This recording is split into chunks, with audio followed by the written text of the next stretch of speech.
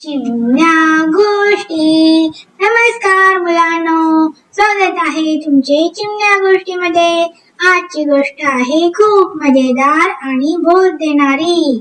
गोष्टीचे नाव आहे खूप बोलणारा पोपट. चला तर मग सुरुवात करूया.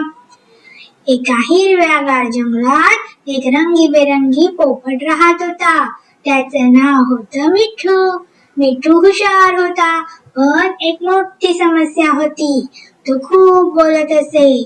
उडताना बोलायचा, खाताना बोलायचा, पंख साफ करतानाही बोलायचा.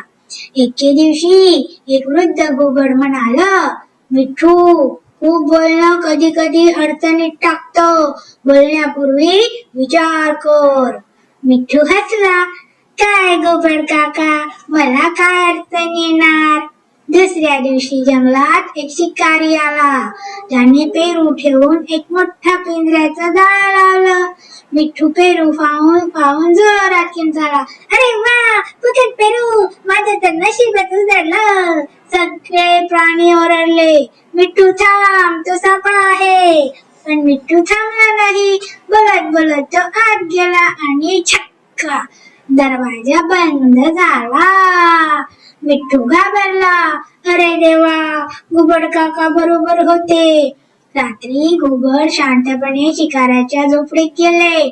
तीक्ष्ण नखांनी पिंजरा उघडला आणि मिठूला सोडवलं. मिठू म्हणाला, माफ करा घुबड काका, आता मी बोलण्यापूर्वी नक्कीच विचार करेन. आणि खरंच तो जंगलातील सर्वात छान पोपट बनला. तर मुलांनो, आवडली ना गोष्ट? चला तर मग लाईक, शेअर आणि सबस्क्राईब करा चिमण्या गोष्टी चॅनलला. पुन्हा भेटूया अशाच मजेशीर गोष्टीसाठी. तोपर्यंत बाय बाय, धन्यवाद.